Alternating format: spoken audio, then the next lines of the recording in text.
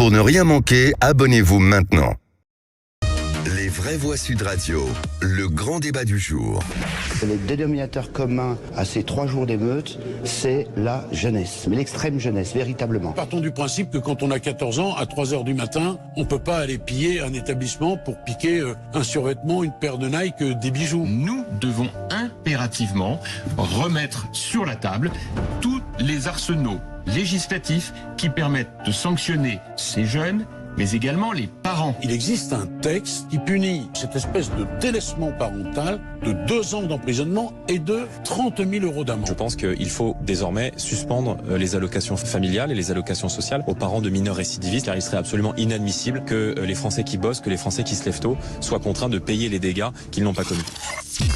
Et en visite surprise chez les forces de l'ordre parisiennes, hier Emmanuel Macron a évoqué la possibilité de sanctionner financièrement les familles de primo-délinquants, mineurs impliqués dans les violences. Parmi les sanctions possibles, faire payer les dommages et intérêts des infractions commises par leurs enfants, Philippe. Oui, le président souhaite plutôt agir au cas par cas, sans forcément passer par la suspension des allocations familiales aux familles des émeutiers.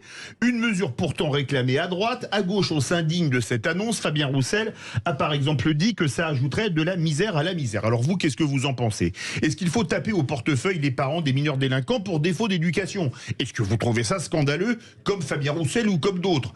Venez nous le dire, on attend vos appels au 0826 300 300. Et l'un de nos auditeurs, Jackie Bordage, nous dit qu'il faut surtout sanctionner les parents complices de leurs enfants par intérêt.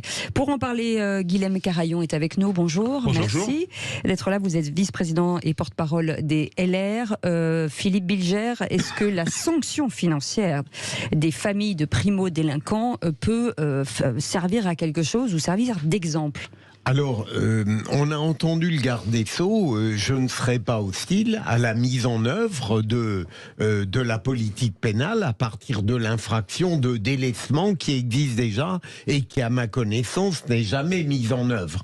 Sur le deuxième point, on l'évoquait, il y a déjà, au niveau des intérêts civils, des familles peuvent être amenées à payer les dégâts commis par les enfants mineurs. Donc ça peut continuer comme cela. Troisième élément, je ne serais pas, et pourtant Dieu sait que ça, on en discute beaucoup et je serais tout prêt à être convaincu de l'inverse. Je crois que ce serait une mauvaise idée de supprimer les allocations familiales à certaines familles. D'abord parce que on pourrait en effet aggraver leur misère sociale si elle existe. Deuxième élément, lorsqu'on connaît bien les familles et les enfants, je pense à Rachida Dati et j'ose le dire puisqu'elle-même en a parlé. Même dans des familles parfaitement tenues entre guillemets, il y a parfois un des éléments qui dérape, qui transgresse et on ne pourrait pas dire alors que la famille est coupable de quoi que ce soit. Donc je suis réservé là-dessus. Françoise Devoix. Oui, plusieurs choses. Moi, je redis que c'est bien d'enfoncer les portes ouvertes, mais les familles, au nom des condamnations civiles, payent déjà les dégâts. Il y a un nombre incalculable de familles dans des manifestations qui payent déjà les dégâts. Donc, je veux bien qu'on donne l'impression qu'on réinvente l'eau chaude, ça me gêne beaucoup. Que les familles payent, c'est une chose. Après, que les familles soient responsables pénalement, la difficulté de la mise en œuvre de ce dont parle Éric Dupond-Moretti, c'est que c'est très difficile de faire le lien entre les délits commis et la défaillance. C'est très difficile devant un tribunal de le faire. Et puis, je parle même pas du point de vue moral, cette espèce de discours de père de morale, quand on a 14 ans, on va pas casser. On n'en sait rien. On ne sait pas ce qui se passe sur la défaillance. Bien sûr que, évidemment, à 14 ans, on est dans son lit, on dort. Mais c'est pas ça qui va changer le cours des choses, ce discours de père tape dur. Et le troisième point, sur les allocations, je rejoins complètement Philippe. Vous avez, moi j'en connais, des familles où les 4 enfants sur 5 ont fait des études supérieures et sont aussi aujourd'hui des cadres dirigeants. Et puis il y a le canard boiteux. Est-ce que vous sanctionnez la maman, le papa ou pas? Et là où je rejoins Jackie Bordage, c'est que oui, sanctionner des familles qui font œuvre de mafia collective. On en connaît, on a tous les noms en tête, dans un certain nombre de cités. Elles sont d'ailleurs tout à fait connues. Mais cet arsenal-là, premièrement, il existe sur la responsabilité civile. Deuxièmement, sanctionner pénalement les parents, c'est extrêmement difficile à faire. Voilà. Et troisièmement, non, touchez pas aux allocs, franchement. Jean Dorido. Alors déjà, le premier point, avant de sanctionner les familles de mineurs, il faudrait déjà que le système judiciaire et actuel réussisse à punir les voyous majeurs. Parce que si les personnes qui sont arrêtées sont très jeunes, c'est parce que les voyous majeurs sont des voyous chevronnés et ils ne se font pas prendre. Donc il faut vraiment se méfier de ce biais de l'analyse, de dire « Oh, c'est incroyable, il n'y a que des jeunes. » Je vous coupe pas que dans les pillages, les choufs, par exemple, qu'on fait faire par des mineurs, ceux qui surveillent dans les cités. Là, on parle des pillages. Dans les pillages, ils sont manipulés par les grands. C'est le premier point. Et si les jeunes sont arrêtés, parce que bien évidemment que les majeurs, eux, ils ont du métier, si j'ose dire, et donc ils ne se font pas prendre. Ça, c'est le premier point. Et le deuxième point, sur les, justement, ces fameuses familles mafieuses, c'est un fait, Françoise de Gois vient de le dire, elles sont connues, et aujourd'hui, dans cette situation, en fait, on paye le clientélisme de certaines municipalités qui durent depuis des années, avec justement des familles qui sont connues, qui sont identifiées, qui terrorisent l'ensemble de la cité, et pour des raisons bassement électorales, eh bien, les élus de tous bords ont laissé faire et ont même nourri, entretenu, avec aujourd'hui, si vous voulez, le fait que ça leur pète à la figure, si vous me passez cette expression. Et puis le troisième point, c'est quand même, avant de sortir des artifices comme ça de nouveautés, faire en sorte que nos institutions fonctionnent. Sur les mineurs délinquants, il y a tout un arsenal. Il y a des centres éducatifs fermés, des centres éducatifs renforcés, des mesures éducatives, des travaux d'intérêt généraux. Et là, on a vraiment un constat d'échec effrayant, et il faudrait quand même faire en sorte de reprendre tout ça quand même à bras le corps avant de faire du neuf. Déjà faire en sorte que l'actuel fonctionne. 0826 300 300, vous pouvez bien sûr réagir quand vous voulez. Guillaume Carayon, on écoutait ce matin Catherine Vautrin qui était chez Apolline de Malherbe et qui disait que finalement les aides sociales c'était à peu près 8 € par mois et par famille. Est-ce que, on imagine que c'est toujours beaucoup plus, est-ce que c'est là qu'il faut aller chercher l'argent finalement ? Je crois que le problème fondamental dans notre pays, c'est qu'on a écœuré la France qui bosse. Il y a, je pense, le sentiment de millions de Français quand ils voient ces scènes chaotiques. Ils se disent, mais nous, on se réveille tôt le matin pour aller bosser, on travaille dur, on garde rien à la fin du mois. Pourquoi ce serait à nous d'aller payer les allocs des parents qui ont manqué à leur devoir d'éducation ? Le devoir d'éducation, il est inscrit dans le code pénal.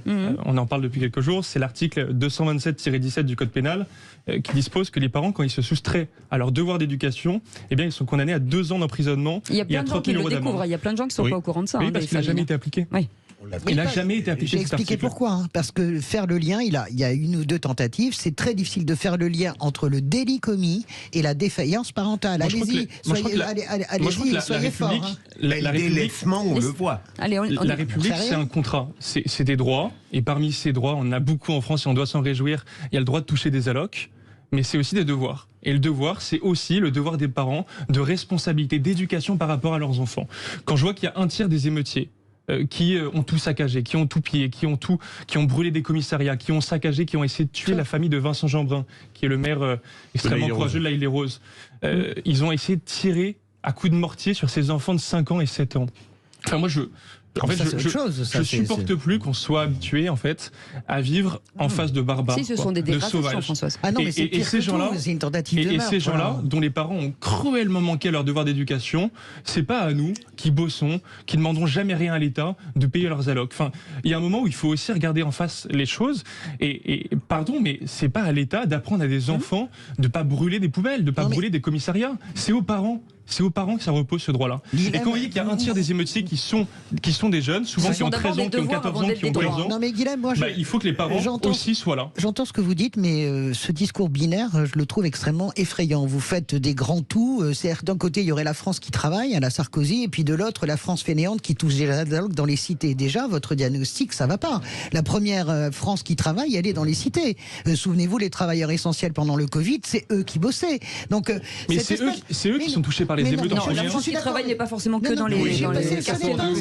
Est-ce que soyez assez aimable pour écouter ce que je dis ? Je dis qu'on ne peut pas avoir une vision binaire, parce que en vous entendre, il y a ceux qui cassent et qui sont dans les cités et qui sont biberonnés aux allocations, et les autres, c'est pas comme ça que ça marche la vie. Ceux qui vont tenir mon discours et qui le diront sûrement mieux que moi, c'est ceux qui habitent dans ces cités, qui sont touchés et qui sont touchés par toutes ces dégradations.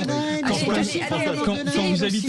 vous habitez à Sevran et que tous les services publics autour de vous, autour de votre cité ont été massacrés. Mais c'est vous qui allez payer les pots cassés. Donc, moi, je pense que c'est ces gens-là qui le réclament. Et c'est pour ces gens-là qu'on doit un peu de justice. Et les responsables politiques, ils manquent de bon sens depuis des années. Maintenant, il faut des actes forts. Philippe, très court, parce qu'on a beaucoup d'appels. Guilhem, vous avez fait un tableau global que je partage.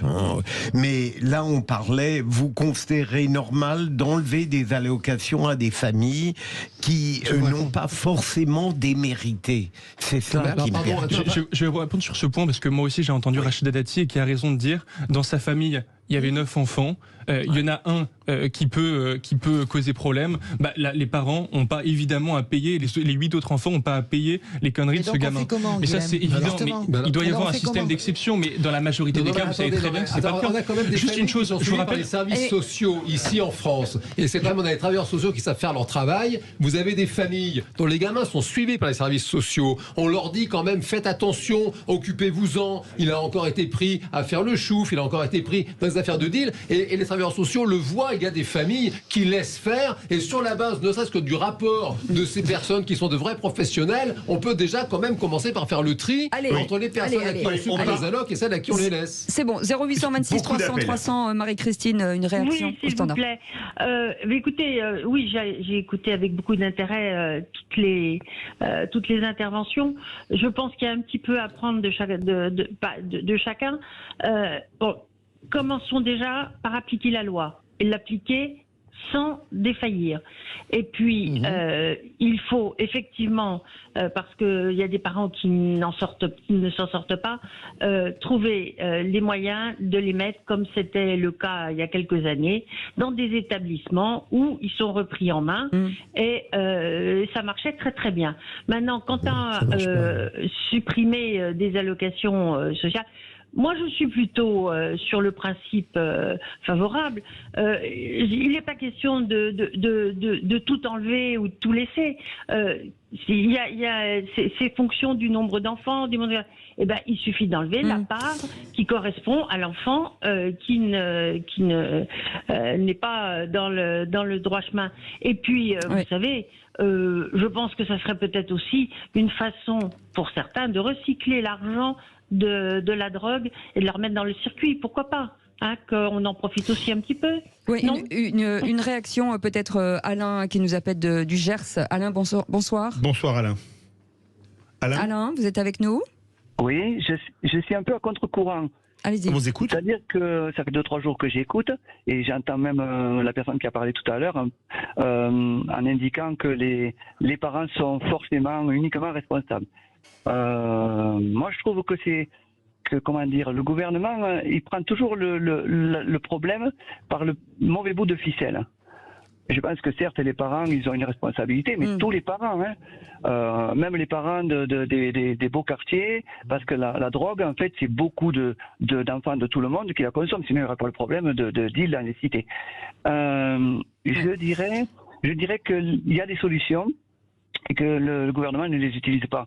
C'est-à-dire la police de proximité, c'est-à-dire comme les grands frères ou des policiers qui sont sélectionnés dans les banlieues. C'est le résultat des grands frères qu'on paye là, Alain. On paye le résultat de la politique des grands frères. Non, je dis police de proximité. Police de proximité, et après, pourquoi pas un service militaire pour les gamins. Oui. De 15 jours annuels. Quittez pas, Alain. Guilhem Carayon. Moi, je pense qu'il faut prendre exemple sur ce qui se faisait à travers la loi Ciotti en 2010. Elle a été abrogée sous François Hollande. C'était sur l'absentéisme, c'est-à-dire si l'enfant est absent des cours 4 fois, je crois, dans le trimestre, eh bien, il est convoqué par le chef d'établissement. Et à partir de ce moment-là, il y a une forme d'accompagnement qui se met en place. Et si l'enfant récidive, si l'enfant ne revient pas à l'école, eh bien, dans ce cas-là, on supprime les allocs de la famille. Ça doit être pareil, je pense, sur la délinquance. À partir du moment où un enfant commet un acte de délinquance, eh bien, il doit être reçu, à mon avis, par l'école, la collectivité, les services de la collectivité, par exemple le département. C'est le cas pour le RSA, et si dans ce cas-là il recommet un acte délictuel, eh bien on supprime les allocations pour la famille. On prend très très rapidement Sonia en 30 secondes parce qu'on doit aller faire l'arrivée du tour dans quelques instants. Oui, bonjour. Bonjour Sonia. Donc en effet, j'ai entendu tout ce que vous disiez à l'instant, donc pour faire rapide, oui, en effet, moi je suis tout d'accord avec le fait Je suis plutôt d'accord avec le fait que les familles doivent être sanctionnées, mais effectivement, il y a aussi des mesures à prendre autour de ça.